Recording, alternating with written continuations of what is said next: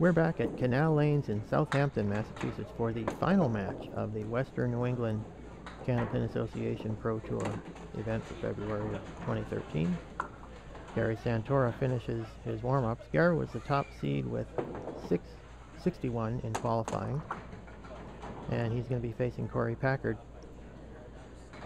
who was the second seed and just defeated Rich Myrick in the previous match. Gary will be starting it off on lane 12. Being the higher seed, he gets to pick the lane.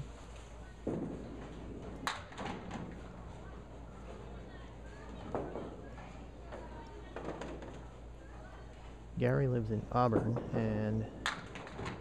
Massachusetts, and bowls out of Colonial in Worcester, and also Bogey Lanes in East Brookfield.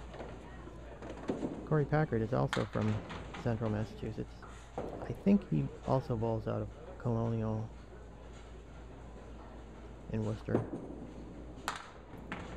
And he wasn't quite able to cover that 9-10 baby split with the wood that was well out front. Got the 10, but the 9 wouldn't go. So Gary Santora with a 10, and Korey Packard starts out with a 9 box.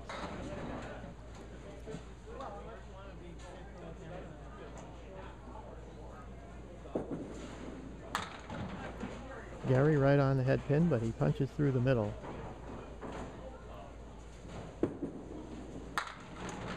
Korey Packard also on the head pin, and he's able to get 9 out of it after a fashion, leaving just the 7 pin. Gary with kind of a nice bid on that spread eagle. He got 2 and 4 and got a pin to come back over and get the 6. And Korey Packard makes the spare. You can see he was a little bit concerned because that wood was well out front, and he just kind of caught the end of it, but there was, I think there were 2 or 3 pieces of wood in there, and between them they were enough to get back there and take out the 7. So that's a spare for Korey Packard in the second box.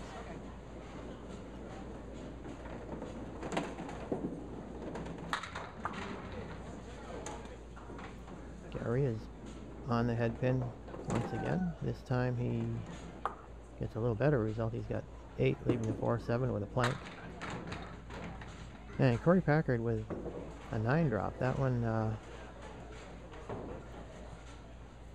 he got, it looked like a 6, but then 3 more went, leaving the 10 pin. Gary with no trouble on that 2 pin spare lead with a plank.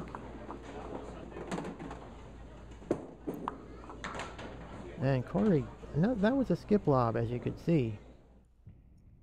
He it bounced quite a few feet down the lane, and that may have caused the ball to go off target. He might have been playing it either trying to go by the wood altogether, or maybe going a little further left and hoping to have the ball carry through and cover the 10.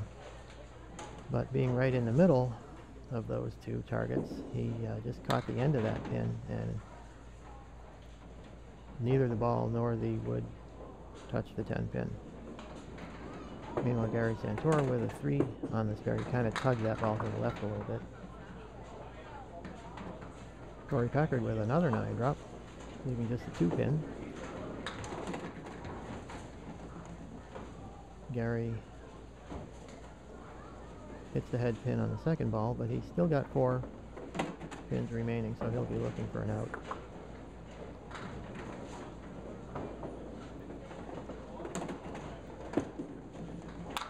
Korey Packard is all over that 2 pin for a spare. And Gary slides it by on the right, so that'll be a 6 box for Gary. Not what he wanted to do after that spare.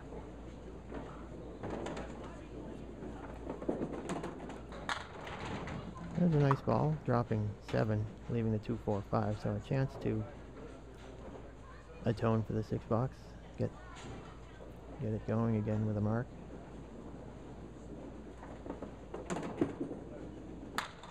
And Korey Packard, meanwhile, just punches out the half Worcester on that spare, so that was a little bit of a turnaround there. Gary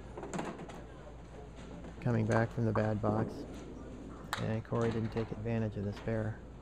And Gary converts that 2-4-5. He hit it pretty full, but the ball and the 2-pin were able to cover that, the 4 and the 5. Korey with a nice bounce back on that second ball, almost converted the half Worcester. And there again, a skip lob. Kind of dropped the ball. Halfway through the match you can see Korey Packard has 60 and Gary Santora with 48 with a ball to roll on the spare.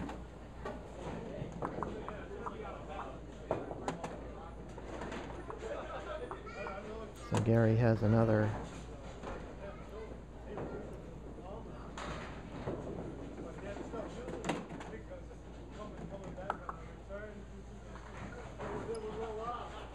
chance to close the gap. See what Korey can do on lane 12.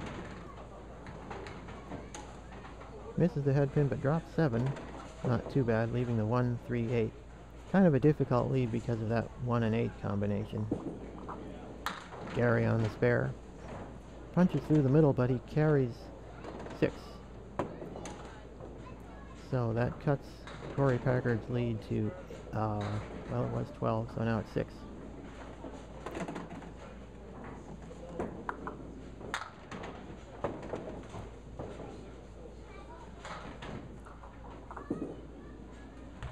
And Gary goes right in the same spot. So again, he'll be trying to cover as many as he can with the third ball. And it's just a 7 box. So Korey Packard picks up 3 pins. That brings him back up to a 9-pin lead through 6.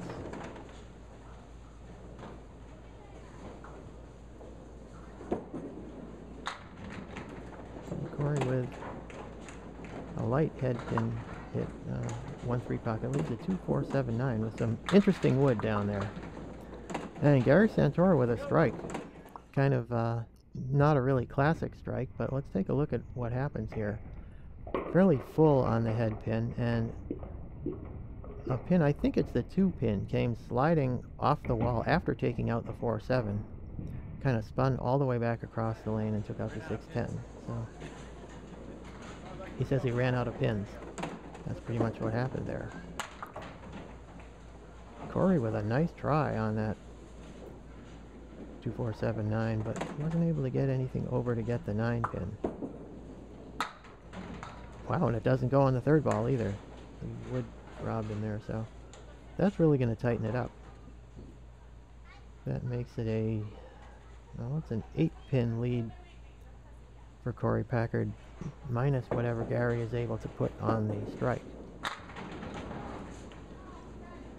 Korey with another light 1-3 pocket hit, drops 5, leaving the diamond +1 over on the left side. Not an easy spare. Gary with a 9 drop, another light hit, but he gets 9. So that is going to, right as of this moment, I think it's a tie match. See if he can get at that 7-pin. He's got a funny piece of wood in front of it at an angle. And it doesn't go. Let's have a look at how that happened in slow motion. I think what happened was that wood in the gutter actually interfered with the wood that was on the deck. I think it probably would have come off the wall and taken out the 7-pin, but the wood in the gutter changed the dynamic a little bit. Gary picks up a 10 to a 9 by Korey. Meanwhile, Korey is changing balls. He was having a lot of trouble hanging on to the ball, and so he went to these yellow balls. Let's see what he can do. He had those balls in the bag, so they should be clean. Might be able to get a better grip on them. Well, he misses the head pin there, but he's got an 8 drop. got a good little backdoor action on the 1 and 3. So he's got the 6-10 with a plank. Pretty good spare leave. Gary Santora full on the head pin, and he's got a split 3, 6, and 7 with some wood out front, and also behind that 3 pin, or it might be behind the 6 pin, as Korey converts. Wow, and Gary once again gets kind of robbed by the wood. Maybe he's a little bit too far out to the end, so that nothing touches the 3 pin. Ball takes out the 6 and the wood goes over to get the 7. But he forgot about the 3 pin. And he gets it on the 3rd ball. So this is an important fill ball for Korey Packard to